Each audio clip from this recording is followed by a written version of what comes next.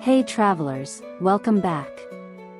Today, we're in Siena, the beating heart of Tuscany. Over the next 15 minutes I'm going to walk you through what makes Siena special. The history, the landmarks, the pizza, and insider tips so you don't end walking uphill non-stop and panting on hilltops. We will explore Siena landmarks and architecture, like the old city walls, the gates, the baptistry of St. John the Baptist, the Duomo, and tell you about Piazza del Campo. We parked just outside the walls. Here is a pro tip. Look for Santa Caterina parking, and thank me later for this, especially if you are driving. Here's the thing. You don't have to drag your suitcase uphill for half an hour. Siena has a genius invention. The risalita meccanizzata is basically a set of escalators built into the hillside that takes you all the way up into the historic old town. Trust me, your calves will thank you. We walked past the Fontebranda gate, stepping into the old town. Siena has been a UNESCO World Heritage Site since 1995, which basically means the whole place is a living museum. Have you ever driven up into a city and thought, did they build this just for Instagram? That was exactly what I thought as I looked around me. Siena is about 3,000 years old, older than any of my shoes, and was originally an Etruscan settlement.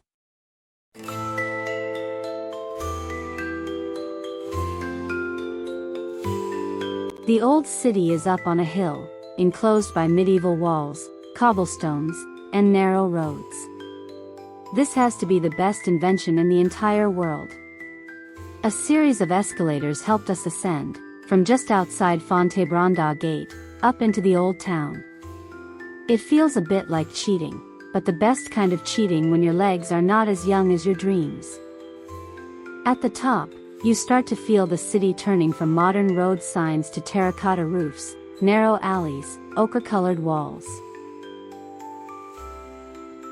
The ambience shifts. Trust me, you can tell when you're in Tuscany, but in Siena, it's louder with church bells, quieter with tourists early, and sharper in the stone details.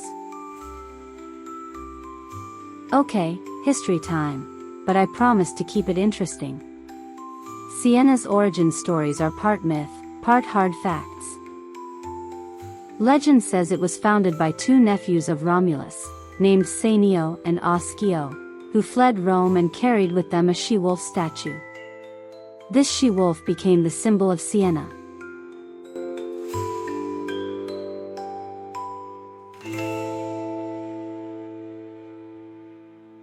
First stop, the baptistry of St. John the Baptist. Let me paint it for you.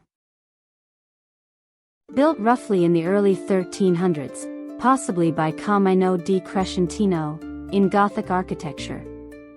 The outside facade is a bit unfinished. The baptismal font is stunning. Contributions from Donatello, Ghiberti, and Jacopo della Quercia. Heavy marble, bronze, detail. The interior is where the magic is. Inside, 3 rib-vaulted aisles, fresco cycles by Vecchietta, in mid-1400s. 12 articles of faith, painted in the vaults. Prophets, apostles, angels. The baptistry attaches to the cathedral complex, at the back of the Duomo, and is located in the Piazza San Giovanni. The exterior has Gothic elements, pointed arches, marble work, sculptural decorations, often somewhat less ornate on certain sides compared to the cathedral facade. We walked up that staircase beside the baptistry. Birds were wheeling around above us, the light early, soft shadows on stone. You catch the marble gate at the top.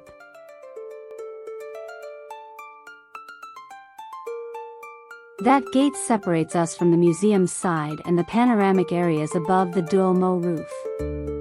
The views through the gate are dramatic: roof tiles, stripes of marble, towers in the distance.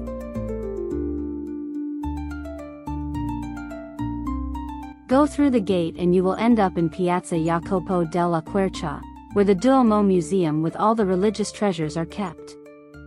Inside, you'll find some of the original statues and stained glass windows that once decorated the cathedral.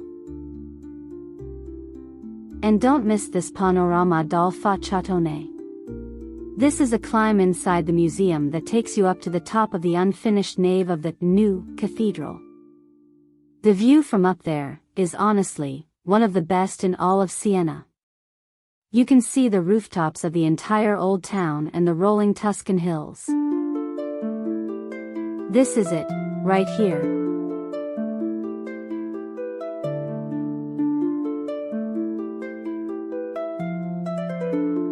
Right next to it is the Piazza del Duomo, a small but powerful space framed by the cathedral, the baptistry, the museum, and the Archbishop's palace. This piazza was the religious heart of Siena, where processions were held and major religious decisions made, and it has been performing its spiritual life for over 700 years. Now let's talk about the cathedral itself. As put it simply, it is one of the greatest churches in the world, without exaggeration. Construction started in the 13th century, and Siena pulled out all the stops. They used their iconic black and white marble, symbolizing the colors of the city, and created a facade that's basically a sculpture gallery. Step closer and you'll see the facade is basically a marble sculpture garden. Over 150 figures carved right into the exterior, depicting prophets, patriarchs, apostles, and gargoyles peer down at you. In the 1330s, Siena was rich and powerful, with an ambitious plan to turn this into the largest church in the world. But then the Black Death struck in 1348, killing half the city. The project was abandoned. Today, those unfinished arches, called the facciatone, stand as this haunting monument to what might have been. Inside, the Duomo is like stepping into a kaleidoscope. The black and white marble continues on the columns and arches, and the striped pattern makes the whole space feel alive. The floor is a masterpiece, with 56 marble panels telling stories from the Old Testament, pagan symbols, virtues, and allegories. These panels were created by 40 different artists over 200 years.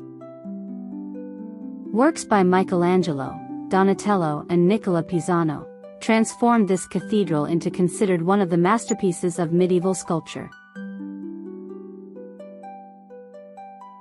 Let's talk about Siena itself. This city has one of the most fascinating backstories in Tuscany. During the Middle Ages, Siena became a powerhouse, thanks to its location on the Via Francigena, the main pilgrimage route from France to Rome. Pilgrims, merchants, and money flowed through here. Siena's bankers were among the first in Europe, financing popes and kings. But here's the twist. Siena was in a constant rivalry with Florence. For centuries they fought wars, had alliances, betrayed each other, and in 1260, Siena even defeated Florence at the famous Battle of Monteperti. Sadly, Siena's golden age ended with the Black Death in 1348, which killed half the population. The economy collapsed, Florence eventually took control, and Siena never fully recovered its former power. Alright, enough art history. It's time for fuel, and our noses found this tiny hole-in-the-wall selling pizza by the slice. And not just any slice. These are massive, fresh out of the oven slabs of thin, crispy dough with bubbling mozzarella and whatever toppings you can dream of. We grabbed 2 slices to go, because when you've got a full itinerary, there's no time for a sit-down breakfast. One bite and I swear the whole street smelled like warm bread and tomato sauce.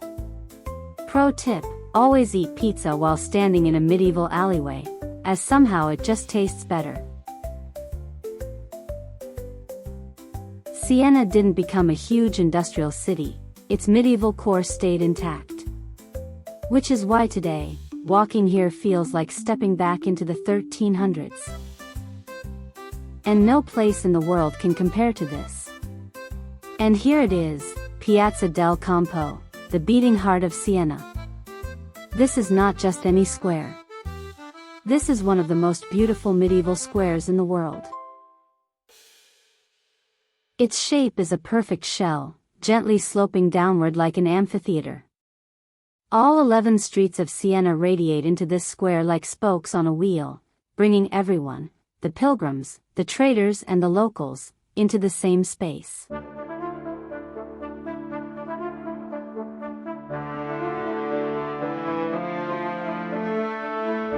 Right at the top of the square, you'll see the Fountain of Joy. The version here is a 19th century copy, but the original was built to celebrate Siena's water system, a massive feat of engineering for the time.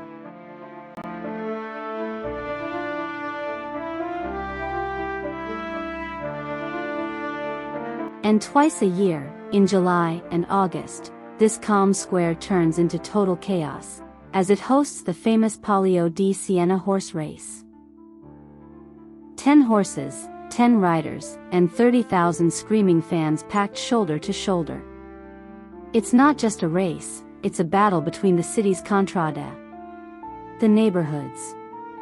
Each has its own colors, flag, mascot like dragons, owls, or turtles, and the Palio is about neighborhood pride, not money. It's partly religious. Each Palio is connected to a feast and the event is deeply embedded in Siena's culture. It might look dangerous, and maybe it is. But it's also one of the oldest continuously run sporting events in the world, dating back to the 1600s.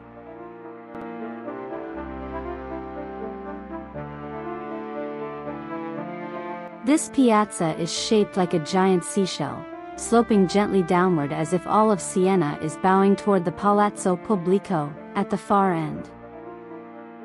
The brick paving is divided into 9 distinct sections, which is a nod to Siena's Council of Nine, the powerful medieval government that ruled the city during its golden age.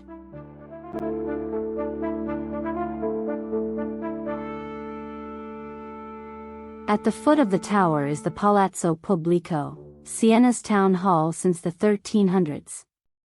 It's a masterpiece of medieval civic architecture, blending Gothic elegance with practical design.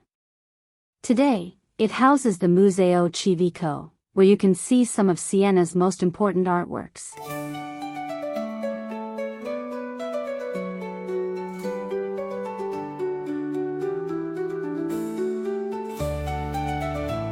And right over is the Torre del Mangia. 102 meters high, built to be the same height as the cathedral's bell tower to symbolize the equal power of church and state. You can climb all 400-plus steps for one of the most iconic views of Tuscany and the red rooftops of Siena fading into rolling hills. Trust me, your legs will hurt, but it's worth it.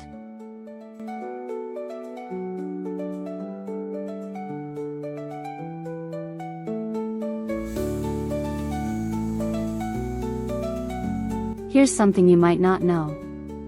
Siena isn't actually that big. The whole city has about 53,000 people, which makes it feel more like a large, lived-in medieval village than a busy metropolis. The historic center, where we're walking right now, is completely pedestrian. No cars allowed, except for locals with special permits. So bring comfy shoes, because you'll be walking a lot.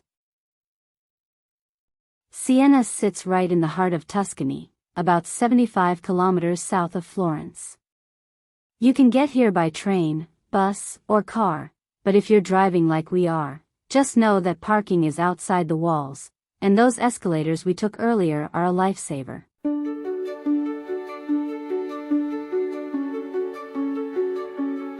Siena is also divided into 17 contrada, or districts, each with its own flag, mascot, and deep-rooted traditions.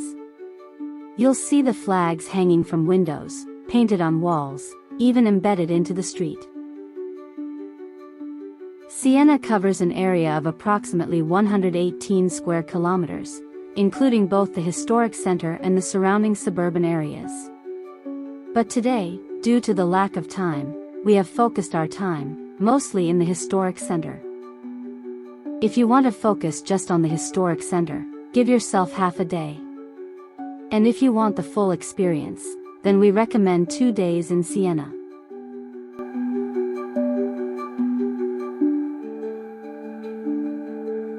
Here's what I want you to take away from this magical city. Siena is a living medieval city. The historic center is compact but rich. And just bring comfy shoes and let the city guide you. Siena's art and architecture are world-class. From the Duomo with its black and white stripes and masterpieces by Donatello, Raphael, and Pisano, to the frescoes in Palazzo Pubblico, every corner is Instagram-worthy and history-rich. Timing matters. So come early to beat the crowds and enjoy Siena in its quiet, golden hour glory. And if you missed last week's trip, we explored the charming city of Prato, full of history, art, and some seriously tasty treats. Check it out right here. Hit that like button if Siena stole your heart as much as it did ours. Drop a comment below. Which contrada would you cheer for in the Palio? And don't forget to subscribe so we can explore the next corner of Tuscany together. See you soon.